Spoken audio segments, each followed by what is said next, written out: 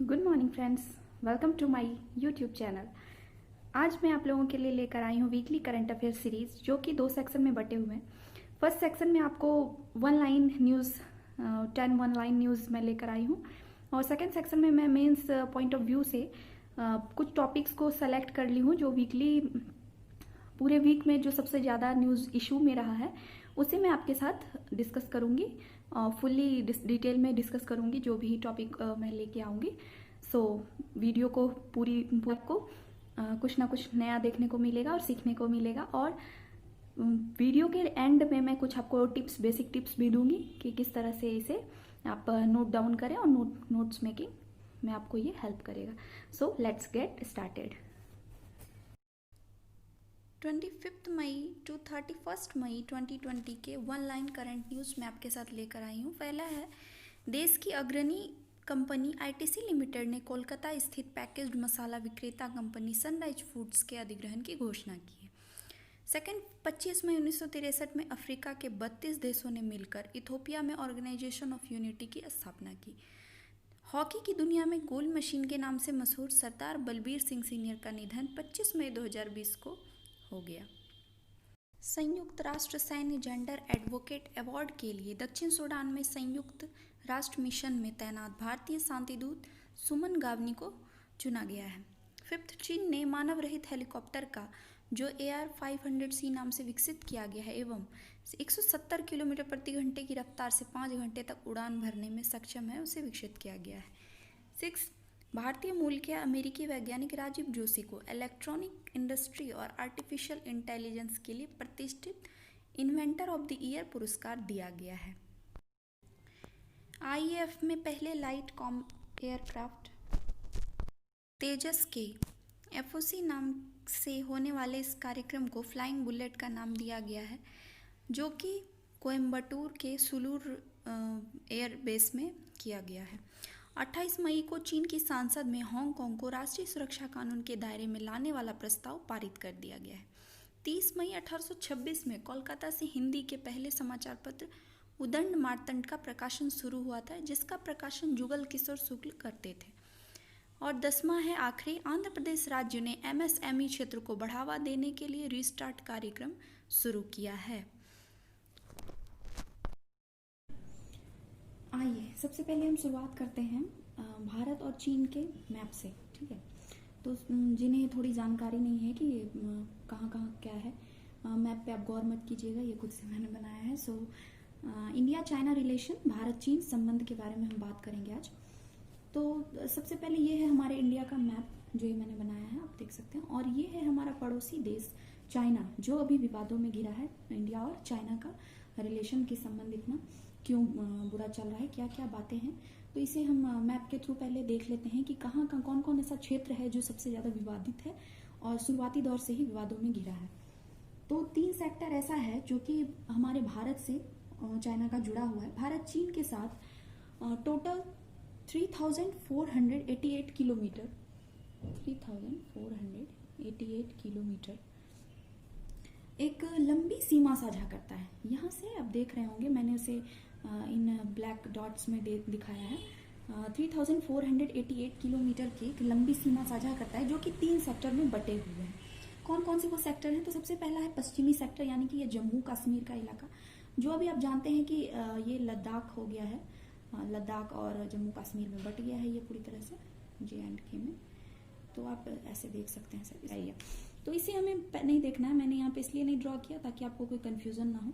हम लोगों को देखना है कि इसमें से कौन सा चाइना से रिलेटेड है। तो ये इंडिया का ऊपरी पोर्शन है, जो कि नॉर्दर्न साइड है, जम्मू एंड कश्मीर, लद्दाख जो भी यूनियन टेरिटरी बना है। और पश्चिमी सेक्टर जो कि जम्मू कश्मीर है, यहाँ पे 1962 में ही एक अक्साई चीन करके ये जो पोर्शन है, ये पूरी तरह से चाइना को पाकिस्तान ने, ये है हमारा पड़ोसी देश पाकिस्तान, जिसके बारे में आप अच्छी तरह से वाकिफ होंगे। ये हमारा पाकिस्तान है। इस तरफ पाकिस्तान ने भारत को चाइना के साथ मित्रता खराब करने के लिए 1962 में, जब 1965 के समय में युद्ध हुआ था, उसके बाद ही यहाँ पे बहुत ही बड़ा क्षेत्र चाइना को सौंप दिया था, भारत के क्षेत्र को।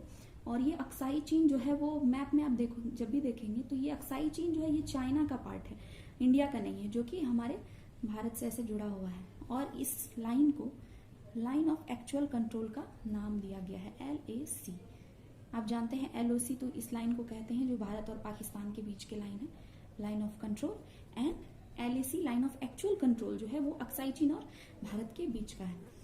तो फर्स्ट सेक्टर तो आपने देख लिया जो कि जम्मू एंड कश्मीर यानी कि अभी लद्दाख के पास है, पहले ये जम्मू एंड कश्मीर में था। सेकेंड सेक्टर जो है मिडिल सेक्टर यानी कि हिमाचल प्रदेश और उत्तराखंड, ये जो पोर्शन है पूरा इंडिया का जो ये पोर्शन है, हिमाचल प्रदेश इस साइड में है और उत्तराखंड है, इसका जो सेक्टर है ये चाइना से जुड़ा हुआ है। तो ये ऊपर का पोर्शन फिर से मैं रिपीट करती हूँ, ऊपर का पोर्शन फर्स्ट सेक्टर हो गया, सेकेंड सेक्टर हो गया मिडिल सेक्टर जो कि हिमाचल प्रदेश और उत्तराखंड से जुड़ता है, और थर्ड जो है लास्ट पूर्वी सेक्टर, वो आप कह सकते हैं सिक्किम, ये जो छोटा सा पोर्शन दिख रहा है उठा हुआ ऐसे, ये पोर्शन ये है सिक्किम का, और ये अरुणाचल प्रदेश का, यानी कि ये पूर्वी सेक्टर, पूर्व में जो हमारे है लास्ट ये है अरुणाचल प्रदेश और सिक्किम का। ये भी चाइना से रिलेशन, चाइना से इन विवादों में घिरा रहता है। इन सब के बारे में भी हम बात करेंगे। पहले आप मैप से देख लें कि कौन कौन से सेक्टर विवादों में घिरे हैं।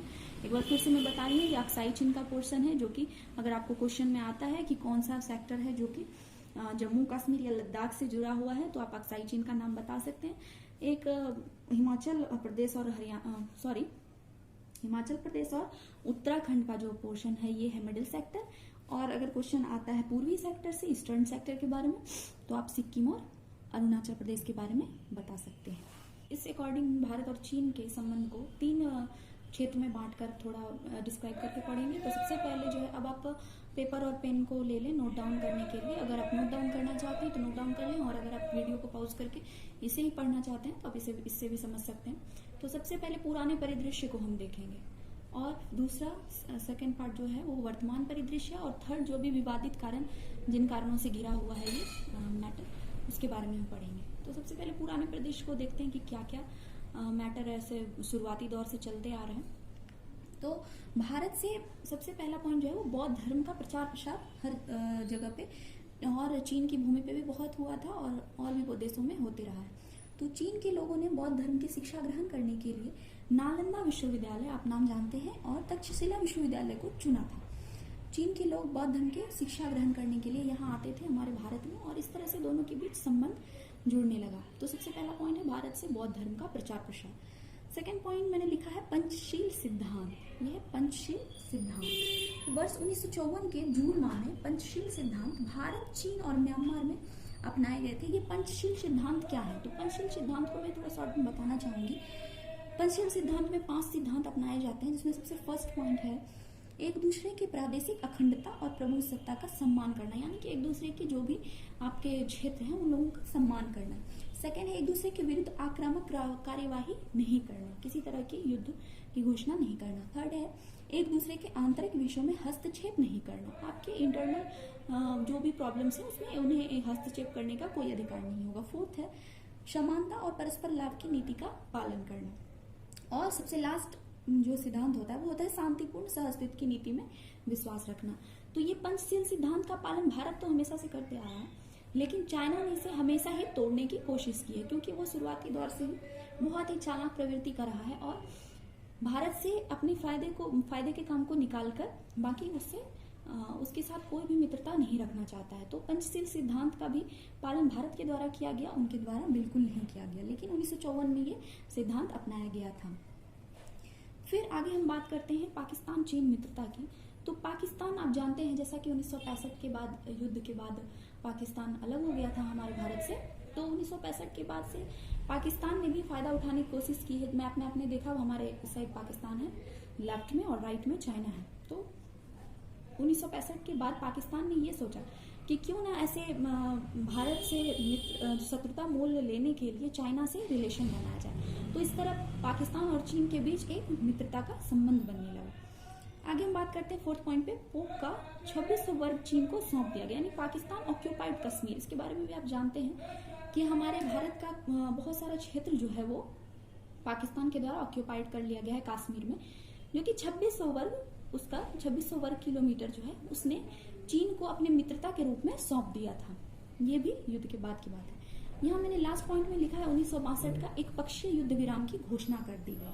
तो 1962 में चीन ने क्या किया, कि भारत के साथ एक पक्षीय युद्ध विराम की घोषणा कर दी। लेकिन जवाहरलाल नेहरू की मृत्यु के बाद जो है लाल बहादुर शास्त्री ने चीन से दोस्ती का हाथ बढ़ाया, परंतु भारत को सफलता इसमें बिल्कुल नहीं मिली, क्योंकि चीन ने 1965 में भारत पाकिस्तान युद्ध में अन्यायपूर्ण ढंग से पाकिस्तान का समर्थन किया था। इस कारण से दोनों के बीच मित्रता होने की कोई संभावना नहीं थी और ये युद्ध भी 1962 का युद्ध भी एक पक्षीय युद्ध विराम बिल्कुल नाजायज तौर पे था और वो चाहता था कि मुझे भारत का अक्साई चीन का क्षेत्र जो है दे दिया जाए।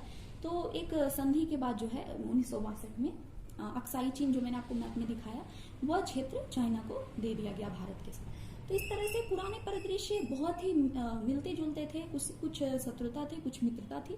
तो भारत चीन के अच्छे संबंध रहे भी और नहीं भी रहे, आप कह सकते हैं। तो इस तरह से पुराने परिदृश्य के बारे में हमने देखा, आप इसे नोट डाउन कर सकते हैं। सेकेंड, आगे मैं आती हूँ वर्तमान परिदृश्य में। तो वर्तमान परिदृश्य जो था उसमें आते हैं हमारे, जैसे अभी मोदी सरकार आने के बाद वर्तमान परिदृश्य कह सकते हैं, क्योंकि उसके पहले तो हमारे पुराने बातों को मैंने इधर इंक्लूड कर दिया है। तो वर्तमान परिदृश्य में सबसे विवादों में घिरा था डोकलाम विवाद 2017। आपने इसके बारे में भी सुना होगा, डोकलाम विवाद के बारे में। इसके बारे में थोड़ा मैं डिस्क्राइब करती हूँ, पहले देख लेते हैं सेकेंड पॉइंट। और दूसरा है मैकमोहन लाइन की अनदेखी, चाइना के द्वारा मैकमोहन लाइन की अनदेखी। मैकमोहन लाइन और डोकलाम, ये दोनों क्षेत्र के बारे में भी हम देखते हैं। और थर्ड पॉइंट है विवादित कारण।